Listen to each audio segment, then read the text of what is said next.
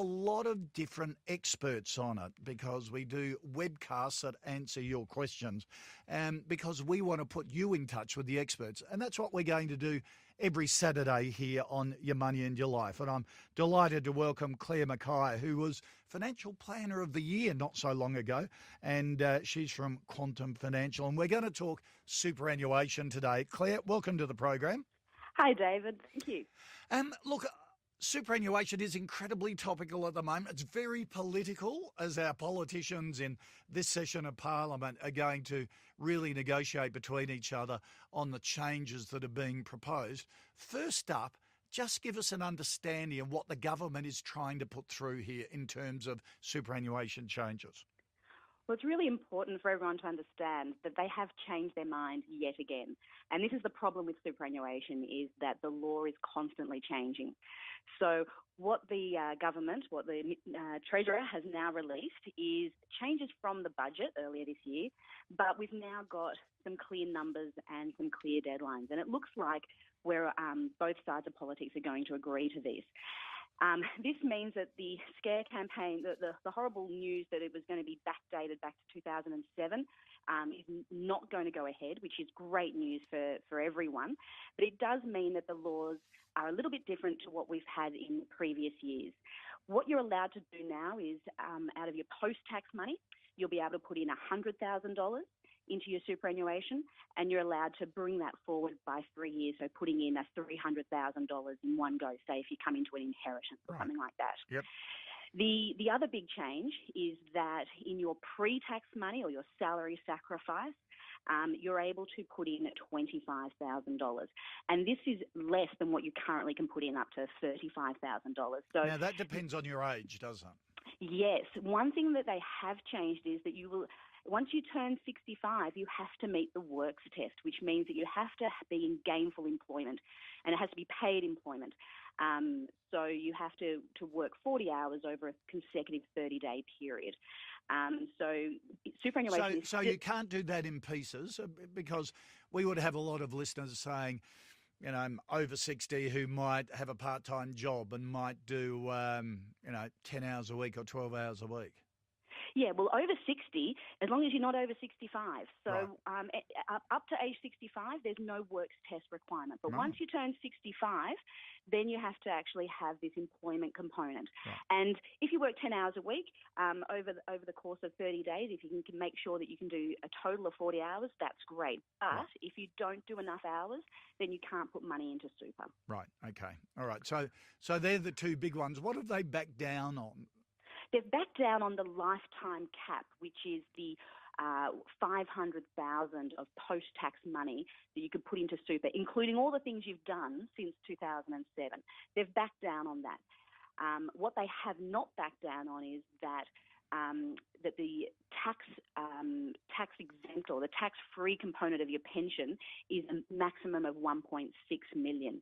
So that means that if you're in retirement and you're living off your super, only up to $1.6 million will be taxed, the income and earnings will be taxed at a 0%. Anything above that will be taxed at a 15% tax rate. Right, okay. So you can have more than that. It's just that it won't be 0%, it'll be 15%, which is still concessional if you're earning other income as well. Exactly. The change sorry, Claire, it's 1.6 million per person, yes. Isn't it? So if you're a couple, it's 3.2 million. Yes. Right. Yes. And with the backdowning of that lifetime cap of 500,000, it does mean that more Australians will be able to aspire to have that sort of balance in their super. Yep. All right. One of the most common questions that I get asked is, my fund is taking out too many fees. It hasn't performed as well as I thought it would. And when you drill down with a lot of people in terms of why they're asking the question, they actually don't understand what they're invested in through their fund, do they?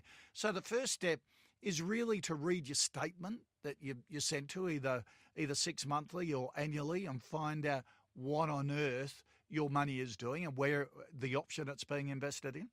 Absolutely, absolutely. A lot of people say superannuation is not sexy and they just put those statements that come in the mail in a pile and just forget about them. But if you think of superannuation as the funding of the fun stuff, as you said earlier, that is sexy. And so those statements become a lot more interesting to read. And understanding how you're invested and how much you're paying in fees is a good place to start to better understand your super. Right. Okay. All right. Now we've had a couple of questions that have been emailed in, and we actually prefer questions via email because a lot of times in the past when I've been doing investment programs like this, people ring in with their questions on money, and because it's on radio, they only give you a bit of a short explanation of what the question's about rather than the detail, and we can pass it on to our experts or have a look at them ourselves. So my email to get your questions through, and we'll cover them every Saturday between midday and 2 p.m. on Your Money and Your Life, is David at YMYL. So David at Your Money and Your Life, ymyl.com.au. We want to hear your questions so we can go through them. And we've got a question here from Michelle, who's got a very basic one on what's a general rule of thumb to make sure that my superannuation fund is not ripping me off in fees. What's a general rule of thumb in terms of percentages for fees? Well, it comes down to there's a couple of different elements of fees in superannuation. So the key one is the admin costs, and that's to make sure that they comply with all the tax laws and everything else. And your low-cost industry super funds have very low admin fees.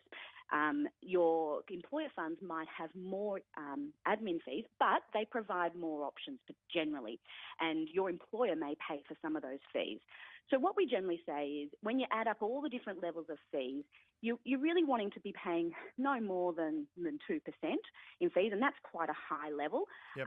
And so fees are effectively taking money away from the rest of your life. Right. So looking at your balance and looking at the fees, and if your about balance 2%. Yeah, maximum. Okay. That's everything, all the way down into the actual investment options as well. Terrific. All right, Claire, thank you very much for joining us. Appreciate your time. Claire Mackay there from Quantum Financial. You're listening to Your Money in Your Life, the show that looks after your money, how you spend it, how you invest it, and how you enjoy it.